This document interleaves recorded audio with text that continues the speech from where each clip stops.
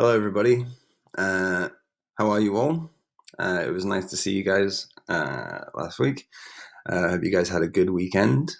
But yeah, and happy Easter. It's Easter Monday. So happy Easter, everybody. I hope you got some chocolate and or uh, or the mona, or however you guys like to celebrate. Anyway, today we're going to continue with our classes. Okay, so today we are on page 44 in the Pupils book. Okay, it's the beginning of Unit 5A. All right. Now, we did have the review section before this. Hopefully you guys, if you guys want some practice with things, I suggest you do the review section, okay, on your own. You can tell me on Wednesday if you guys want the answers. Anyway, let's have a look. Okay, so it's called the Survivors Club. Something about survival.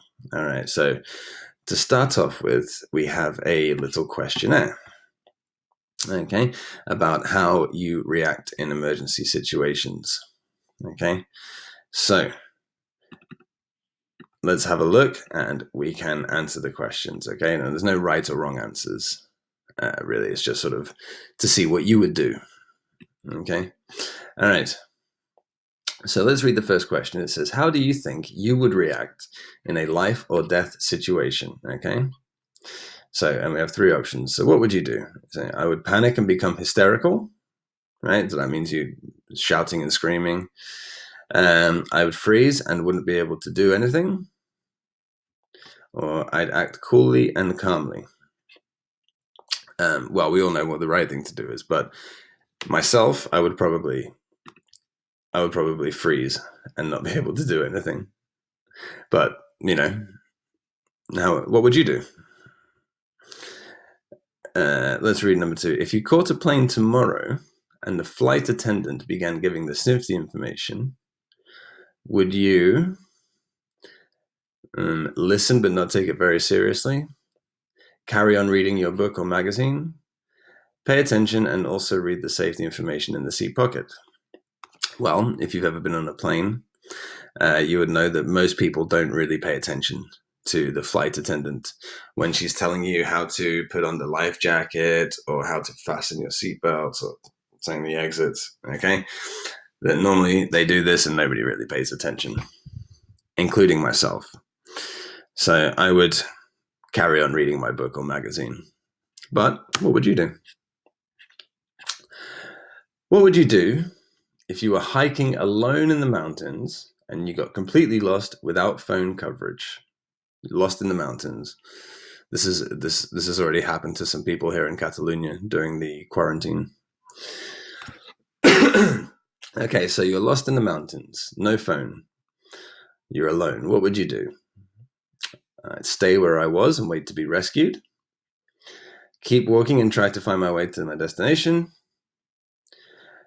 Try to find my way back to where I started from. If I was completely lost, personally, I would probably try and find my way back to where I started from. But what would you do? Okay, and one more. What would you do if you woke up in the middle of the night and thought that you could hear an intruder in your home? If you would do something different, say what? Okay, so you're sleeping in your house, you hear a noise, somebody's in your house. What would you do? Confront the intruder? Keep still and quiet and hope the intruder would go away? Or lock myself in a room and call the police? Me personally, I would probably lock myself in a room and call the police. But, what would you do? Anyway, just a couple of things about how we would react in emergency situations. Now, on all the questions, I'm pretty sure you guys know which option is the best one to do. Yeah, but that's not what the question is. What would you do? Okay. Anyway, there's something to think about. So, anyway, let's continue. So we're going to carry on and do a reading, okay, read a text. It's called How to Eat an Elephant. All right, and we have a couple of questions to answer, and then we're going to look at some vocabulary, okay? So, first of all, let's have a look at the article, which is on page 45, okay? So here it is, How to Eat an Elephant. All right, How to Eat an Elephant. Okay, so what we can do is take a few minutes. You can pause the video, okay? And you can have a quick read, okay? So let's read How to Eat an Elephant. Okay, pause the video and read. Okay, have you finished? Excellent. What did you think? A little bit interesting, huh? Anyway, so what we have now, after you've read the article, we've got 3 questions, okay? Now, with these 3 questions, we're going to write the answers in our notebooks, all right? But the answers are all in the text. So what we're going to do, we're going to find the answers in the text, all right, and write them in our notebooks. Okay, so let's do this all together. What is the key to surviving in a life or death crisis? What is the key? Okay, so what is the important thing to surviving in a life or death crisis? Okay, so let's have a look at our text. All right, now let's see if you can find the answer. The key to surviving in a life or death crisis. Okay, have you found it? Okay, that's right. It's this phrase here. I'll just get my highlighter. Okay, so you can see on line 12 it says, how do I make the highlighter a bit bigger? The key to survival is to slow down and divide the challenges into small, manageable tasks. One goal at a time, one decision at a time. Okay, so here's our answer. Okay, so our question was, what is the key to surviving a life or death crisis? Okay, it gives us our answer here. The key to survival is to slow down and divide the challenges into small, manageable tasks, one goal at a time, one decision at a time. Yeah, so all the things you have to do, you have to think about, and you have to organize yourself and do one thing at a time.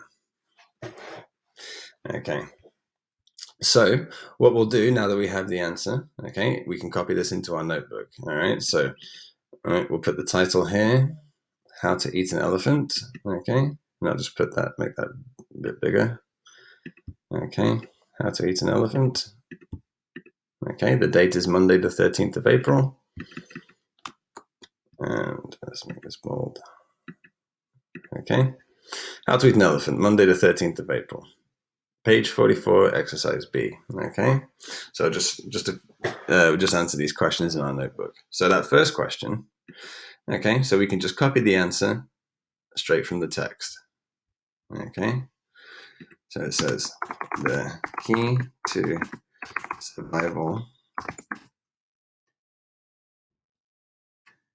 is to slow down, and divide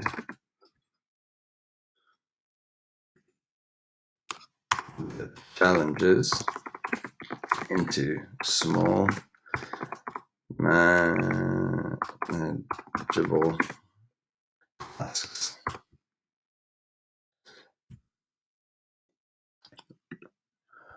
One goal at a time, one decision at a time.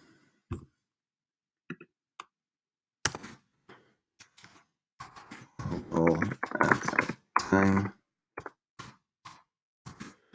one decision at a time. Okay, so we have our answer there, we can just copy it into our notebook, okay? The key to survival is to slow down, divide the challenges into small manageable tasks. Okay. Let's look at question number 2. All right, so this one says, what is the 10-80-10 principle? What is the 10-80-10 principle? Let's have a look and let's see if we can find it in the text. Okay. Okay, did you find that? Did you find what that is? Okay, it says here, the 10-80-10 principle. Okay, it says when faced with an emergency, 80% of people freeze. They are stunned and turn into statues, or are so bewildered by what is happening around them that they can't react.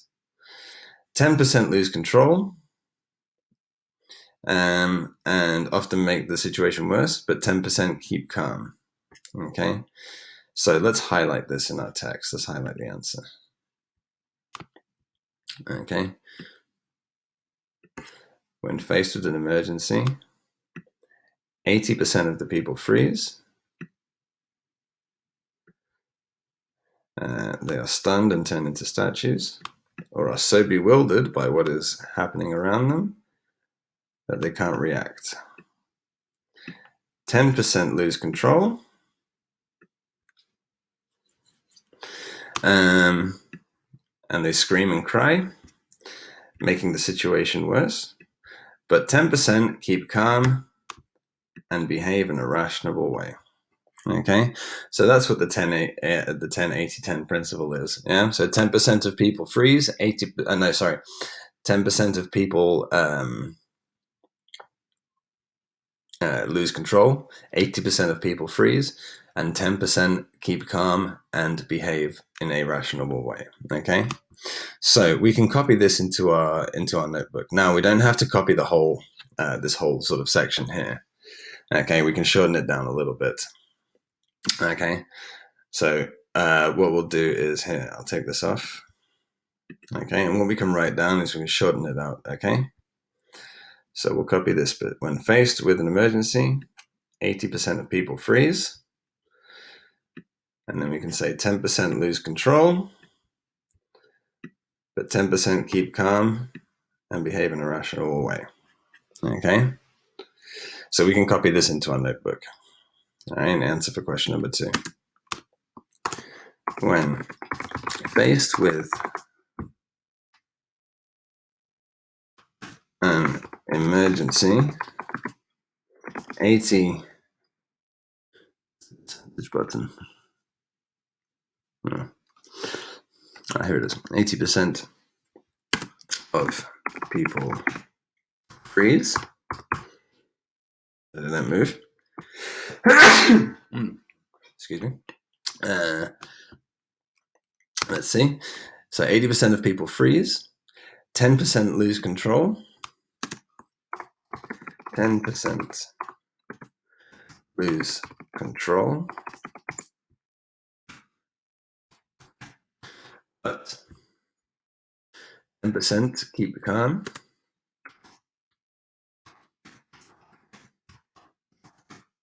And behave in a rational way.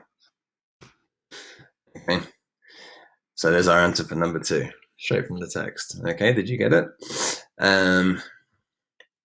Which group would you fall into? Would you be the 10% who lose control? Would you be the 80% that freeze, or would you be the 10% that acted calmly? Okay. Okay, so which group would you fall into?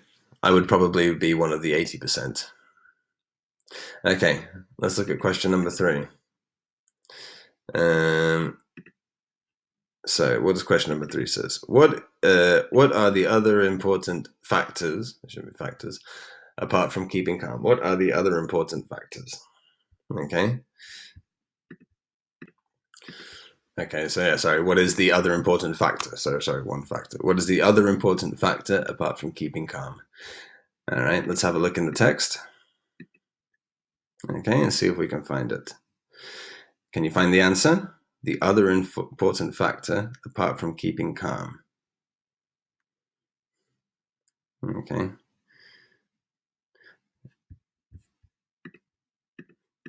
So if we look down here, okay, we can find the answer. Okay. So, did you find it in the text? Okay. The answer's here. Apart from staying calm and not despairing, knowing the right thing to do in a crisis is also vital. Okay, knowing the right thing to do. So apart from being calm, you have to know the right thing to do. Okay, this is very important. All right, so let's copy this answer into our notebooks. Okay, knowing the right thing to do in a crisis is vital, right? Which means it's very, very important. Okay, so those are our answers. So you should have the answers copied in your notebook, but also highlighted in the text, okay? Good. Okay, so now what we're going to do is look at a bit of vocabulary, all right? So nice and easy. So we'll go here to page 157, okay? And we have a bunch of feelings, okay? We're talking about feelings. Now, if we go back to the page, okay? Oh, sorry. Before we do the vocab, sorry, we have to do exercise C. So, okay, but bearing in mind the vocabulary we're learning is about feelings, okay? So, let's look at the highlighted words from the text and figure out their meaning, okay? And we'll do the vocabulary afterwards, all right? So we'll do exercise C now. Okay, so in the text we have, I'll get rid of my highlights here. Let's have a look. Okay. So in the text here, we have these terms which are highlighted, okay? Now the first one is overwhelmed, which is the example that it's given us. Let's see what overwhelmed means. It says, unable to react because the emotion is too strong. Okay, overwhelmed, right? This is when the situation is too much. It's too much for you to stay calm. Okay, and you end up panicking or feeling like you're losing control. Yeah, so this is what overwhelmed means. Overwhelmed. Maybe you could look up the word in your language, okay, to get a better idea. All right, now the rest of the words we have to kind of figure out based on the context, okay? So let's have a look. Okay, so the second one, okay, is an adjective, and it means that you're so shocked that you cannot think clearly or act.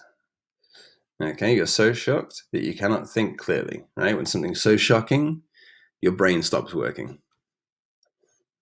Okay, so let's have a look. Okay, and then see if we can get the right answer. So other adjectives: bewildered, stunned, rational. So which one means when you're shocked and you cannot think, you can't do anything? Let's have a look. Stunned, right? When you're stunned, it means you're so shocked that you can't move. You're stunned. Okay, let's look at number 3. A noun, a new or difficult thing that tests your abilities. A new or difficult thing that tests your abilities. Well, let's have a look at our words. Okay. So, any noun here? Okay. The challenge.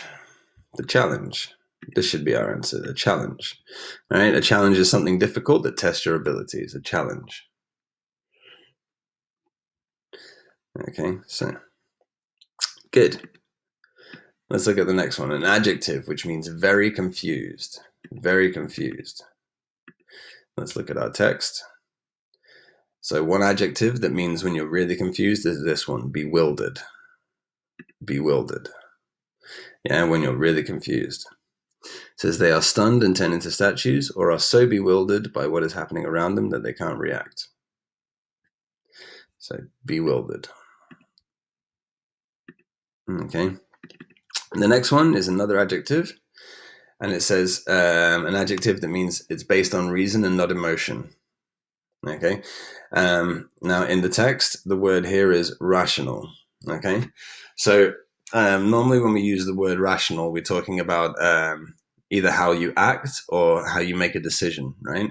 To make a rational decision, right? It's a common expression in English, make a rational decision. It means you making a decision using your head and not your heart, right? Reason, not emotion, okay? Or act rationally, right? Which means act with your brain. You do the right thing according to your brain, not with your feelings, okay? The next one is a verb, means to succeed in dealing with or controlling a problem. Okay, so to basically you have a problem, and if you deal with it, it's the verb that we use to a problem. Okay, so if we look back at our text, okay, the word is overcome, right? Overcome this feeling. Okay. So it's succeed in dealing with a problem. So you overcome a problem, yeah, which means you deal with it, you solve it, yeah. Okay, the next one means to not get excited or nervous and not panic. So not get excited and not panic. Okay, I think you all know what this one is. It's keep calm. Keep calm. Keep calm and speak English. Okay, good. And then the last one, pieces of work that it is impossible to deal with or control. And that would be manageable tasks that it is possible to deal with, right? Manageable tasks. So a task is like something that you have to do. And if it's manageable, that means that you can do it, right? It's not impossible, right? You're able to do it. It's doable, right? Manageable tasks. Okay. So for example, when it says if you're in a crisis, if you're in an emergency situation, you have to break things down into manageable tasks, right? So if you're stuck in the mountains, a thing would be like, for example, find water, or make shelter, or little things. Okay, manageable tasks. Okay, and it can apply to anything in life. Again, if you're not sure about any of these terms, you can always look them up. Okay, look them up in the online dictionary. Okay, or read through the text again and sort of understand the context of them. Okay, so good. All right, now from these words, we had a couple of adjectives here. Well, three. Okay, bewildered, stunned, overwhelmed. All right, not rational. That's not a feeling. Okay, but overwhelmed, bewildered, and stunned are all adjectives that describe feelings, right? It's a feeling that we have. You feel overwhelmed, you feel stunned, you feel bewildered. Okay. So now we can do the vocabulary on page 157. Okay, and look at feelings. All right. Now we'll go through this all together. All right, and then you can get some practice in the workbook. All right. So let's have a look. So first we have adjectives, right? Normal feeling adjectives.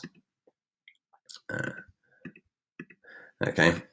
So all we have to do is match the feelings and the situations. Okay.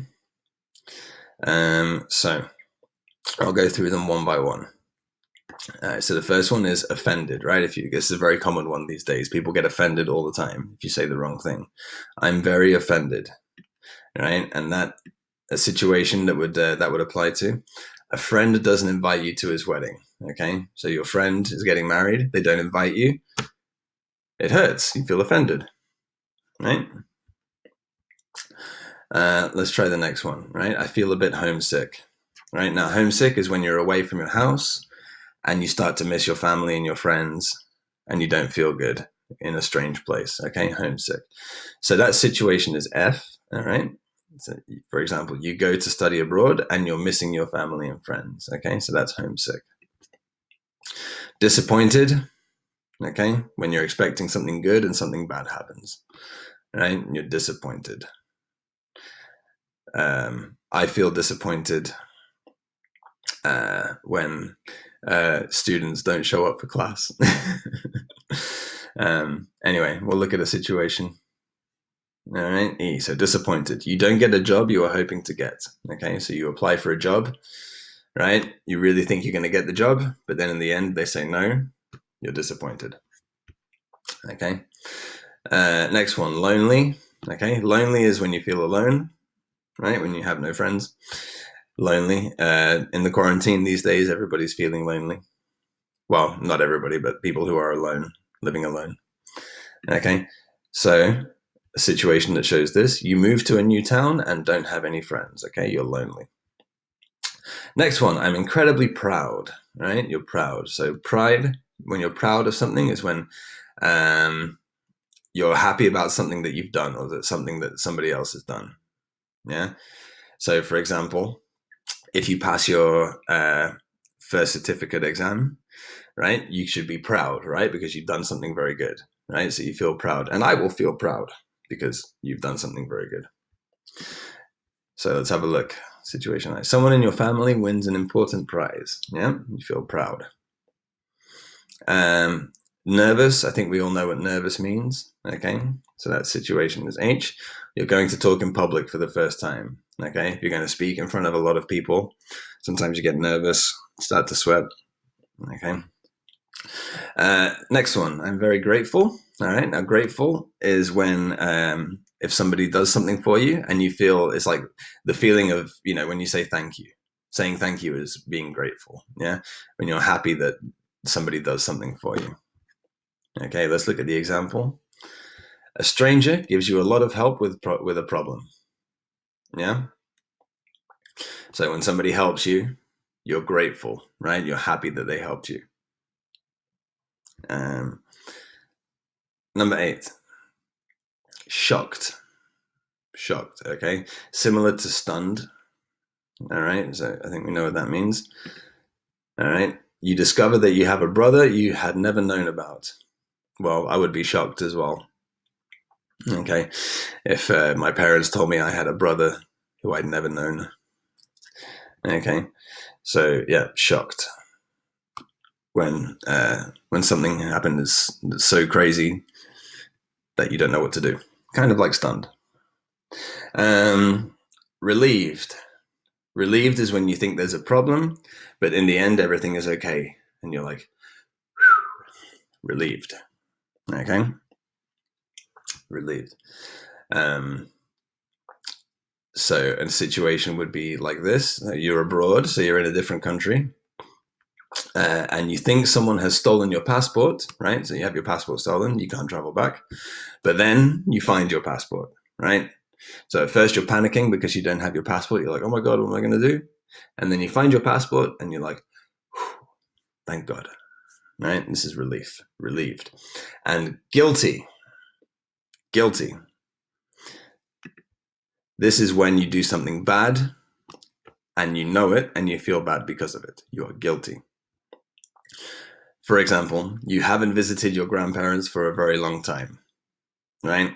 It's very bad and you know it. Guilty. That's the feeling. That's how you're feeling. Yes? Or for example, when your teacher gives you homework, it's very important and you don't do it and you come to class, you feel guilty. Yeah. So when you do something wrong and you feel bad about it afterwards, guilty. Okay. So make sure you have all of these copied down. Again, you can have a look at these terms in the dictionary, okay, to get a translation. Okay, let's have a look at this little box here. So there's a couple of expressions. Okay. Fed up and upset. Okay. Expressions that we use quite a lot. Now, fed up means when, like it says here, you're bored or frustrated and unhappy, especially when a situation which has gone on too long. Okay, an example, I'm really fed up with my job. I think I'm going to quit. Okay. So when you're fed up, it's like when you've just had too much and you can't take anymore. You're fed up, right? So like you'd say like, something bad has been happening for a long time and you're fed up, right? So for example, myself, I'm fed up of the American government. I'm fed up of Donald Trump, right? Enough. Fed up. Okay, and then upset is just the opposite of happy, right? Now, a lot of people think sad is the opposite of happy, which kind of is true, but really, right? If you're not happy, you're you're unhappy, right? And one other way to say unhappy is when you're upset. Doesn't mean you're sad, all right? It just means you're not happy. Yeah. So, for example, if we have to do extra work in the summer holidays, I will be upset.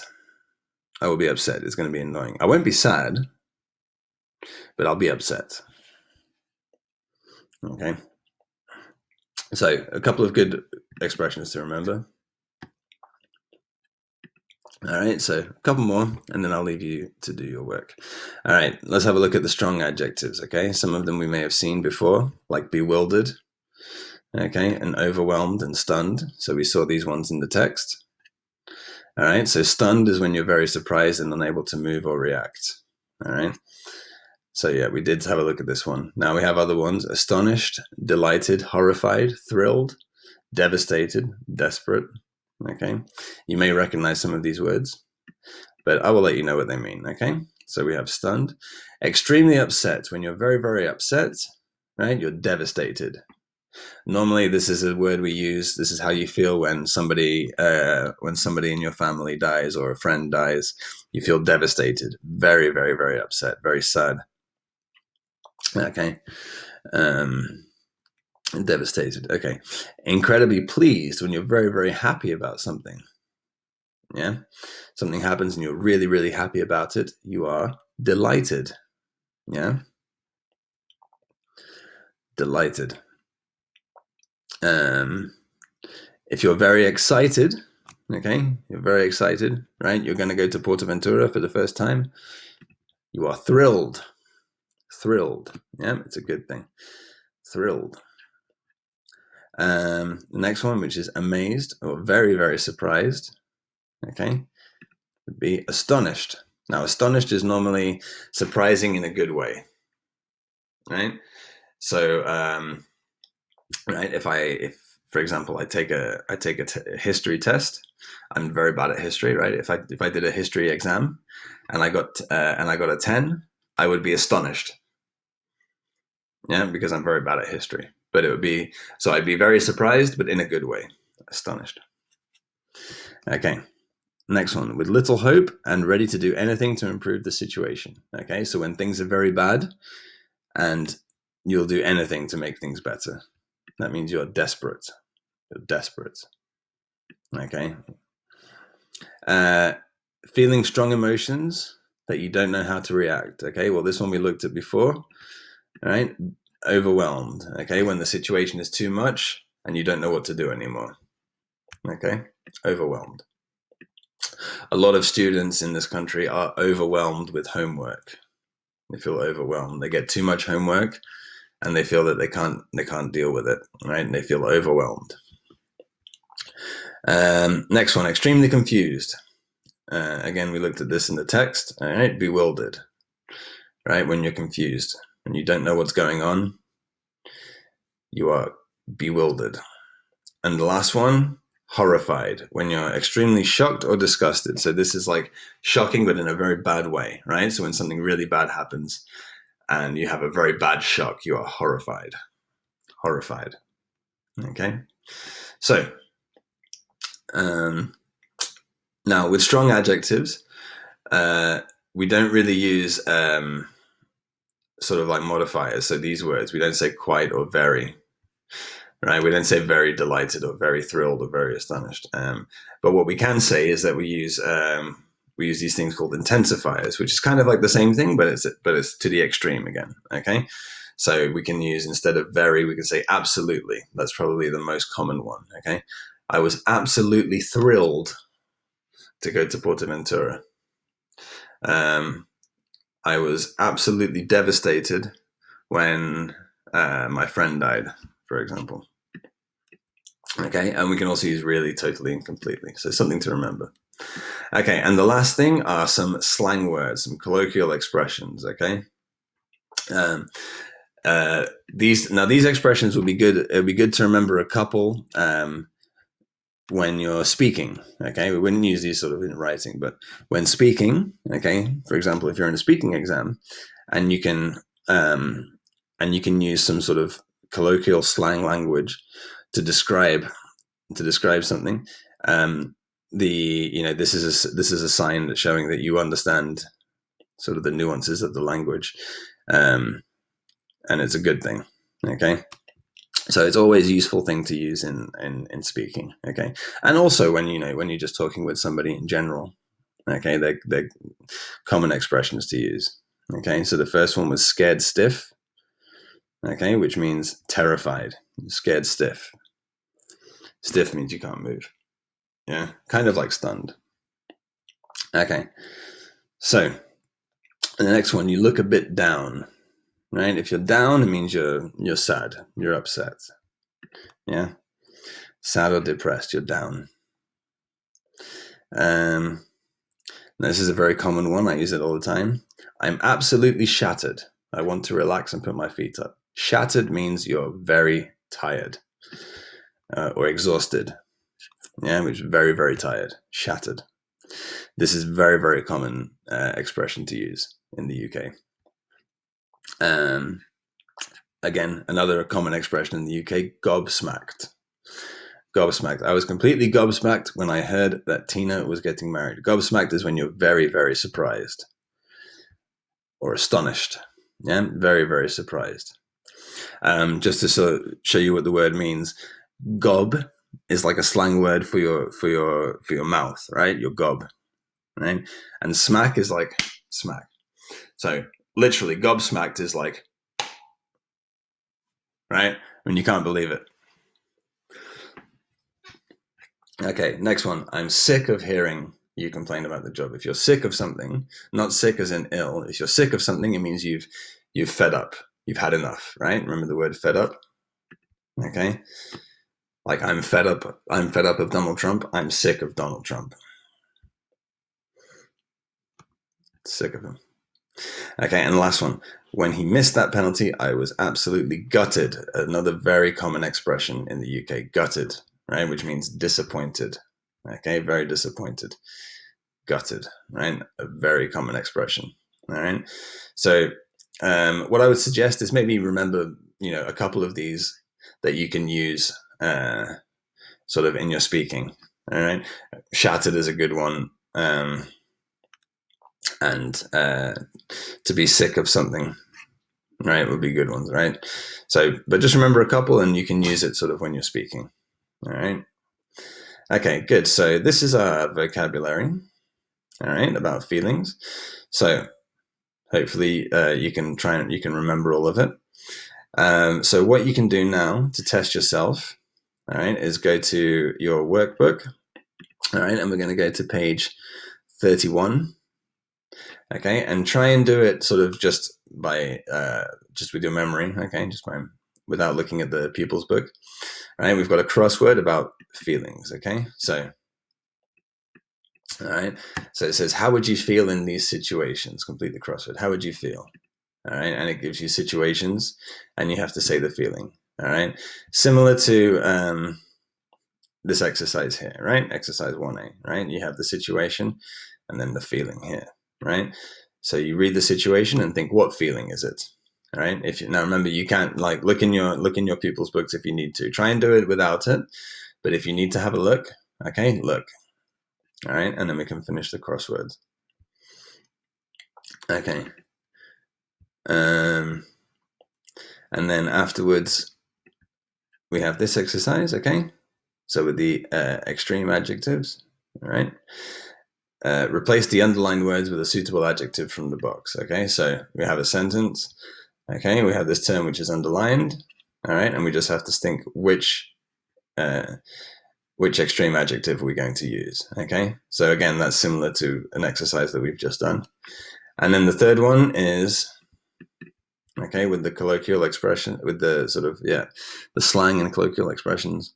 All right. Just adding just completing the sentences with these words. All right.